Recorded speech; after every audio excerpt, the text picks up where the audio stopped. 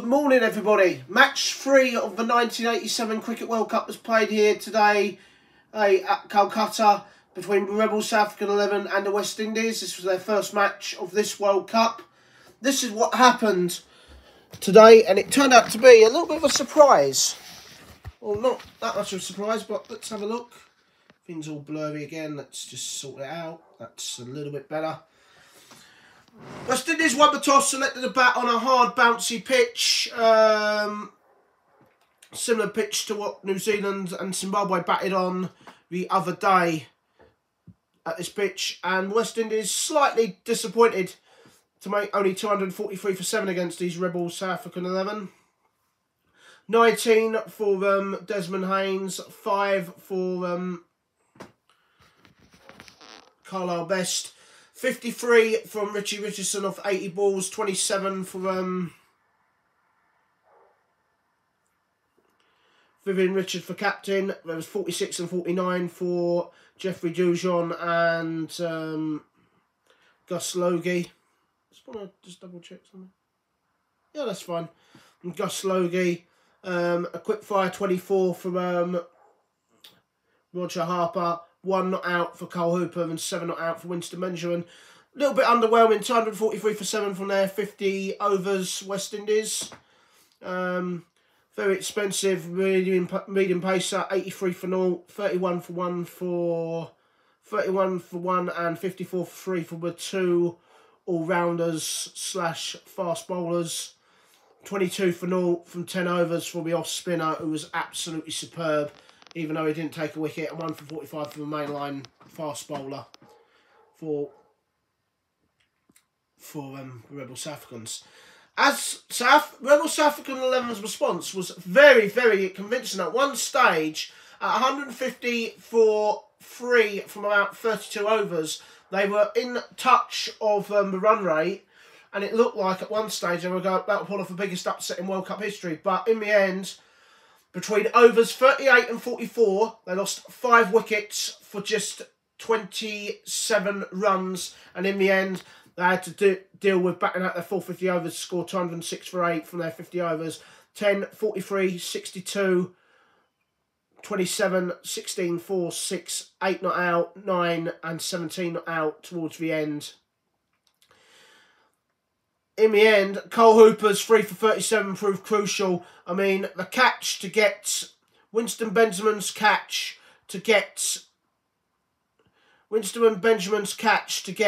the number 6 batsman out, the diving catch, absolutely, in my opinion, turned the match completely.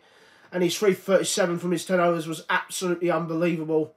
Oh, Cole Hooper having a great start to the tournament with the ball anyway. 0 for 43 for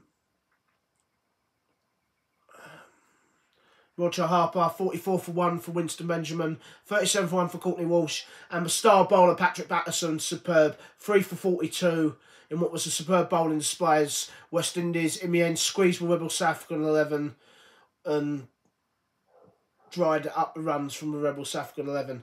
So with that summary between the Rebel South African 11 and the West Indies of Calcutta, West Indies won the toss and let them bat on a hard, bouncy pitch. They had 243 for 7 from their 50 overs.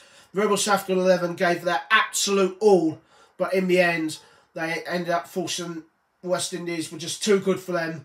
Rebel South African 11 making 206 for 8 from their 50 overs. West Indies winning by an unconvincing 37 runs, and the man of the match was the highest scorer of the entire innings, and it was the number 3 Rebel South African 11 batsman, the number 3 Rebel South African 11 batsman with his 62 off 88 deliveries. West Indies winning by 37 runs. Not a convincing win from the 2 times world champions. This means West Indies second in the group. Tomorrow's match for host nation and favourites India against Holland. It'll be the 3rd time they've met in World Cup cricket. India have won both their previous matches against Holland in the World Cup. They chased 117 in 1975 to win by 6 wickets, I believe, and they chased 169 to win by 8 wickets 4 years later in Sri Lanka. I'm just going to double check that in a moment. Let's save the game first.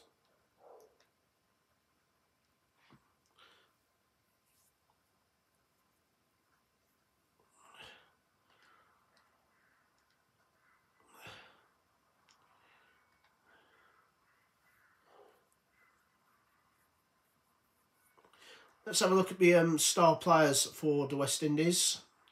Let's have a look at the star players. Vivian Richards didn't really get off to the best start for the tournament, the captain, averaging 27 with the bat. In his opening match.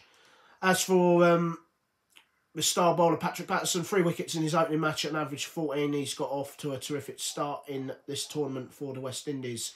Getting back to tomorrow's match, which will be match 4 of the tournament between India and Holland. I just want to double check my record books here. This is what I keep all the results in. Yeah, they chased down 117 at Nottingham in 1975 to beat the Dutch. And then 4 years later in Kandy, they chased down 159 against the Dutch to win both those games comfortably. The first time they played the Dutch, they won by 6 wickets, and they won by 8 wickets 4 years later. So, you know, brilliant performance from the Rebel South African 11 today. They gave their absolute all. Their next match is against Zimbabwe in 3 days' time. So if they play like that, that is due to be... If they play like that against Zimbabwe, that should be an absolute enthralling match between 2 associate members, or an associate member and a number of county players, basically. But no, terrific game. Another great game in Calcutta. West Indies given a real scare by the Rebel South African 11. Vivian Richards did say afterwards he praised the Rebel South African 11 and thinks they're coming on leaps and bounds. He did also say as well, it is a shame really that because of what's happened with the apartheid system in South Africa over the last 17 years, that so many fantastic players have lost their county, have lost their international careers, and South Africa haven't had a team to compete in the World Cup. He says hopefully one day that we'll see South Africa in a World Cup, but it doesn't look like it's going to happen anytime sooner. But anyway, moving on to tomorrow's match, it's the host nation and the World Cup favourites India against Holland tomorrow. Until then, this is me, Lawrence Howard, reporting on the 1987 Cricket World Cup being played here in Sri Lanka on Blind Island Cricket on PlayStation. Until then, it's bye-bye from me.